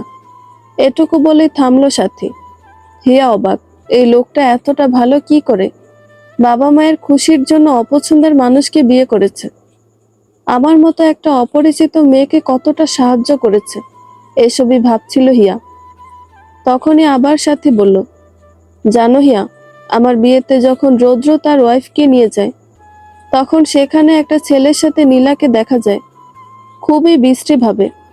পরে অবশ্য জানতে পারি সেই ছেলেটা নীলার এক্স ছিল, তার সাথে বিয়ের আগে ফিজিক্যালও ছিল। কথাটা শুনতেই হিয়ার মুখটা ফ্যাকাশে হয়ে আসে, মাথাটা নিচু করে ফেলে, কারণ সেও তো বিয়ের আগে এই জঘন্য কাজটাই করেছে। আজ রৌদ্র আর বাড়ি ফিরবে না, কাল কোর্টে ডিভোর্সের হিয়ারিং আছে, তাই আজ রাতে আর নীলার মুখোমুখি হতে চায় না সে। নীলা যে টের পেয়ে গেছে তার সময় শেষ রৌদ্রের জীবনে, আর রৌদ্রকে একেবারে ছেড়ে দেওয়া মানে টাকা পয়সাও ছেড়ে দেওয়া। রৌদ্র অনেক ভেবে দানিশের বাড়ি গেল রাতটুকু কাটাতে। দানিশ অবিবাহিত, বাড়িতে শুধু তার বুড়ো মা আছে, আর কেউ নেই, তাই থাকাটা ঝামেলার হবে না। কিন্তু বলবে কি করে সে, দানিশ আমি আজ তোমার বাসায় থাকবো, অনেক ইতস্তত করতে করতে করে বলেই ফেললো শেষ পর্যন্ত। দানিশ শুনে প্রথমে অবাক হলেও পরে অনেক খুশিও হলো, কারণ চাকরির সুবাদে তার পরিচয় হলেও বিভিন্ন সময় বিভিন্নভাবে প্রয়োজনে পাশে পেয়েছে সে রৌদ্রকে। হাজারো চিন্তা ভাবনার মধ্যে পার হলো রৌদ্রের রাত্রি। সকালে ঘুম থেকে উঠতেই হিয়ার চোখ ছানা বড়া, কারণ ঘর ভর্তি মেহমান, আর সবই তাদের আত্মীয় স্বজন, মামা বাড়ির, দাদা বাড়ির। হিয়ার মা রুমে এসে বলল সবাই নাকি তার বাচ্চাকে দেখতে আসছে। কথাটা শুনে ভীষণ রকম আশ্চর্য হলো হিয়া, তবুও নিজের কৌতূহল চেপে উঠে গেল বিছানা থেকে। ফ্রেশ হয়ে সবার সাথে কথাবার্তা বলে জানতে পারলো সবাই সত্যিই মন থেকে ভুলে গেছে সব। তারা চায় আবারও যেন তারা নিজ শহরে ফিরে যায়, কিন্তু হিয়া রাজি হয়নি। কারণ এখন আর এত টাকা পয়সা নেই যে তারা নতুন করে আবার ঘর বাড়ি তৈরি করবে। সকাল সকাল রৌদ্র দানিশ কোর্টে উপস্থিত। কিছুক্ষণের মধ্যে নীলাও এলো, এসে মরা কান্না জুড়ে দিল। সে নাকি রৌদ্রকে ডিভোর্স দিতে চায় না। রৌদ্র অনর, সে আর বোকামি করবে না। প্রতিজ্ঞা করেছে নিজেই নিজের কাছে, আর নীলাকে মাফ করা মানে চরম বোকামির কাজ হবে। চোখে পড়ল রৌদ্রের চাচাতো ভাই রাফাতকে। বাবা মায়ের খুনের পেছনেও তার হাত আছে, তাই রৌদ্র কেস ফাইল করেছিল। আদালতে বসার পরপরই চোখে পড়ল ডক্টর রিমা, যাকে সে হিয়ার ডেলিভারির দিন হসপিটাল থেকে বের করে দিয়েছিল। রৌদ্র এক এক করে সবাইকে আসতে দেখে খুশি হলো, আর মনে মনে ভাবতে লাগলো আজ সব কটা অপরাধী শাস্তি পাবে। ঠিক 7টা আদালতের কার্যক্রম শুরু হলো। প্রথমে ডিভোর্সের কথাই শুরু হয়, কিন্তু পরবর্তীতে ডিভোর্সের জের ধরে বেরিয়ে আসে রৌদ্রের বাবা মায়ের খুনের ব্যাপারটাও। রাফাতি রৌদ্রের বাবা মায়ের গাড়িতে বোম লাগিয়েছিল, আর সেটা লাগিয়েছিল রৌদ্রকে মারার জন্য। দুর্ভাগ্যবশত তার গাড়িটা সেদিন তার বাবা মা নিয়ে গেছিল।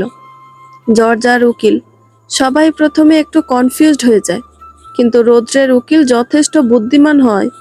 তিনি এক এক করে সব তুলে ধরেন ঘটনা। প্রথমত নীলা রৌদ্রের বাবার এক দরিদ্র বন্ধুর মেয়ে।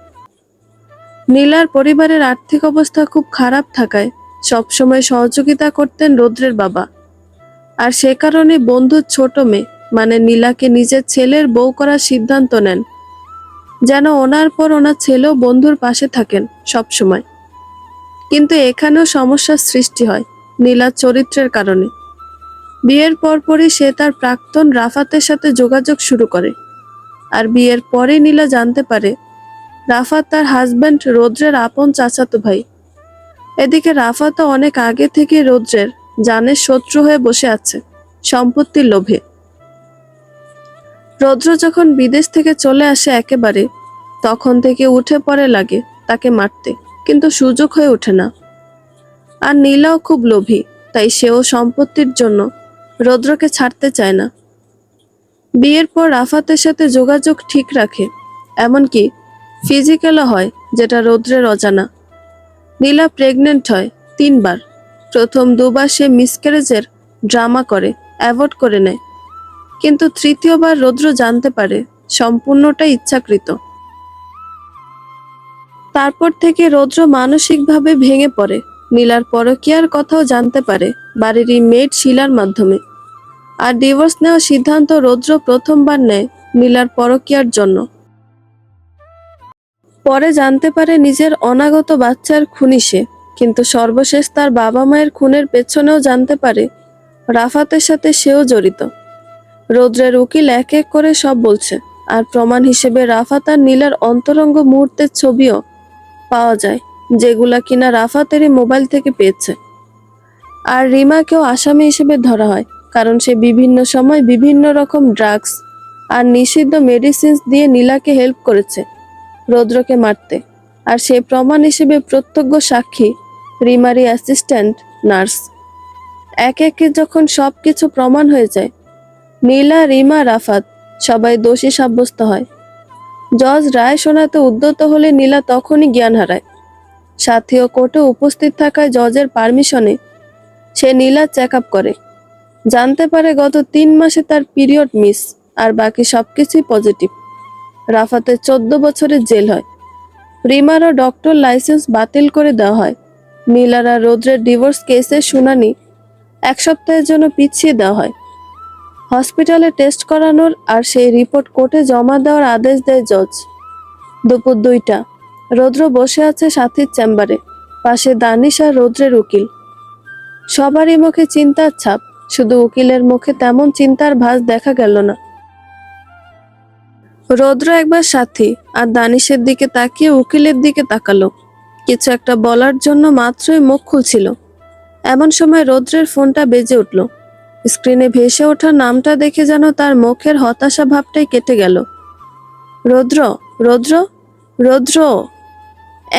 কি হয়েছে, চিল্লাচ্ছ কেন এভাবে এমন করে সাথী? রৌদ্রের কল আসার পর সে চেম্বার থেকে বেরিয়ে বাইরে গিয়ে কথা বলে। কথা শেষ হলে সে বাইরেই দাঁড়িয়ে থাকে আর মুখে একটা হাসির রেখা টানে।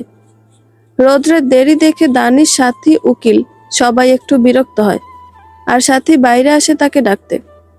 চিল্লাবো না তো কি করব, কখন থেকে ডাকছি, তোমার সাড়া নেই। এক মনে হেসে যাচ্ছ, ব্যাপার কি বলো তো, আর কল কে করেছিল? রৌদ্র আবার চেম্বারের দিকে পা বাড়ায়, সাথীও। তবে রৌদ্র তার জবাব দেয়নি। ভেতরে ঢুকে চেয়ার টেনে বসতে বসতে বলল, আপনার কাজ আরেকটু সহজ হবে শেষ মুহূর্তটুকুতে। উকিলকে উদ্দেশ্য করে বলল। কৌতূহলী দৃষ্টিতে তাকায় উকিল, কারণ রৌদ্রের কথার মানেটা তার বোধগম্য হলো না। একটু আগে আমার একটা কল এসেছিল। হ্যাঁ, তা তো আমরা দেখেছি, বলার কি আছে? দানিশ কথাটা বলে নিজের মুখ নিজেই চেপে ধরল। সে বুঝতে পারছে ভুল জায়গায় ভুল কথা বলে ফেলেছে। সাথী মুখ টিপে হাসছে। উকিল এবার বলল, হ্যাঁ, কিন্তু কল আর কাজ ব্যাপারটা বুঝিনি। রৌদ্র এবার চেয়ারে হেলান দিয়ে বসে 3 জনের দিকে একবার তাকালো, তারপর বলল, কলটা ছিল আমার বন্ধু লাবিবের। সে একজন উকিল। আমি বিদেশে থাকাকালীন তার সাথেই ছিলাম। দুজন 2 সাবজেক্টের ছিলাম, কিন্তু রুমমেট হয় সম্পর্ক ছিল গভীর। দেশে আসার পর মাঝে যোগাযোগ বিচ্ছিন্ন ছিল, তবে কয়েক মাস আগেই আবার কন্ট্যাক্ট হয়। দেন সব সমস্যায় ওকে জানাতাম। আজকে হিয়ারিং ছিল, সে জানতো। তাই কল করেছিল জানতে কি হলো। দানিশ মাঝখান দিয়ে বলে উঠল, স্যার, তা কি হলে?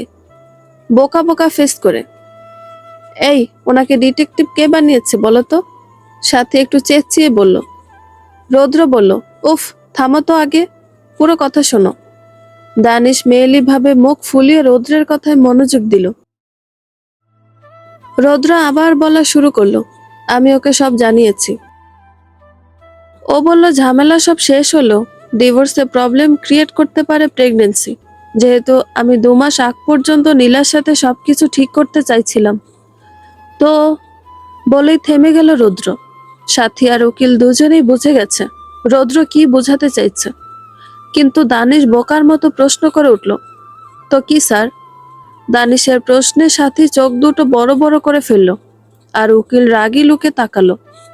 কিন্তু রৌদ্র একটু কাচুমাচু করে বলে ফেলল, ফিজিক্যাল হয়েছি। দানিশ এবার নিজে একটু লজ্জায় পড়ে গেল।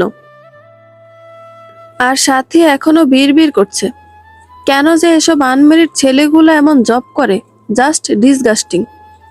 এখন লাবিব বলল, আপাতত কোর্টে ডিভোর্স খারিজ করে দিতে চাইলে আমরা যেন সময় চেয়ে নিই, অন্তত পক্ষে 3 মাসের সময় নেই। তারপর বাচ্চার ডিএনএ টেস্ট করিয়ে কনফার্ম হয়ে ডিভোর্স নিয়ে কোর্টে আসি।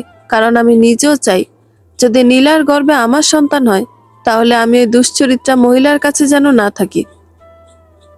আমার সন্তান আমার কাছেই থাকবে। উকিল খানিকক্ষণ চুপ থেকে বলল, তাহলে আমি আজ উঠি, কারণ আপনার বন্ধু যেটা বলছে এখন সেটা করাই উত্তম। তারপর তিনি চলে গেলেন। দানিশও সাথী রৌদ্রের দিকে তাকিয়ে বলল, তুমি ঠিক জাতাকলে পিষে যাচ্ছ। মুখে হালকা হাসি টেনে রৌদ্র বলল, জীবনটাই একটা চাক্কির মতো হয়ে গেছে, কখনো জোরে ঘুরছে তো কখনো ঘুরছেই না। সন্ধ্যায় রৌদ্র বসে আছে হিয়াদের ড্রয়িং রুমে। হিয়ার মা পাকোড়া, চা, মুড়ি মাখা দিয়েছে সামনে। অপর্ণা অরুণও এসেছে হিয়াদের ফ্ল্যাটে। হিয়াও আগের থেকে সুস্থ, তাই নার্সও চলে গেছে। ড্রয়িং রুমে হিয়ার পাশে অপর্ণা, তার কোলে হিম, তার পাশে অরুণ, অন্য পাশে সোফায় রৌদ্র আর হিয়ার বাবা বসা, হাতের ডান পাশে। ড্রয়িং রুম লাগোয়া কিচেনটায় হিয়ার মা কাজ করছেন, সাথে সবার কথাও শুনছেন, আড্ডা দিচ্ছেন। প্রথমে সবাই বিভিন্ন বিষয়ে কথা বলল, পরে রৌদ্র নিজে থেকে কি মনে করে হিয়াকে বলে, তুমি আমার জীবনের কাহিনী শুনতে চেয়েছিলে না? রৌদ্রের এমন কথা হিয়া একটু চমকায়। সে ভাবতে পারেনি রৌদ্র সবার সামনে বলতে চাইবে। সবাই রৌদ্রের দিকে চেয়ে আছে। রৌদ্র সবার দিকে একবার তাকিয়ে বলা শুরু করলো, রৌদ্রের বিদেশে পড়াশোনা, নীলার সাথে বিয়ে, বাবা মায়ের মৃত্যু, আর কোর্টে যা কিছু হয়েছে সবকিছু বলল রৌদ্র। উপস্থিত সবাই অবাকও হলো, সাথে দুঃখও পেল। তবে সবচেয়ে বেশি সবাই আশ্চর্য তখন হলো যখন রৌদ্রের সাথে হিয়ার প্রথম দেখা হওয়ার কাহিনীটা জানলো। রৌদ্র তাকে পাহাড়ে দেখেছিল। রৌদ্র সেখানে সুইসাইড করতে গিয়েছিল, আর কারণ ছিল নীলার অ্যাবর্শন। রৌদ্র অনাগত সন্তানকে নীলা অ্যাবর্ট করেছে শুনে সে পাগল প্রায়। অপর্ণার চোখ ছলছল করছে। হিয়া খেয়াল করেছে, সাথে অরুণের মুখটাও ফ্যাকাশ হয়ে গেছে। কেউ চেয়েও পায় না, আর যে পায় সে মর্ম বোঝে না। নীলা আর অপর্ণার মধ্যে তফাৎটাও তেমন। নীলা নিজের সন্তানদের দুনিয়ার আলো দেখতে দিল না, আর অপর্ণা কয়েক বছরের সংসারও একটা সন্তান পেল না। ভালোবাসার সংসারে সব আছে, শুধু একটা সন্তানের অভাব তার। আর এটা এমন একটা অভাব যেটা তাকে পুরো দুনিয়ার সবকিছু পাওয়ার পরও অভাবই রাখবে। হিয়ার মা চোখ মুছতে মুছতে কিচেন থেকে বেরিয়ে এলেন।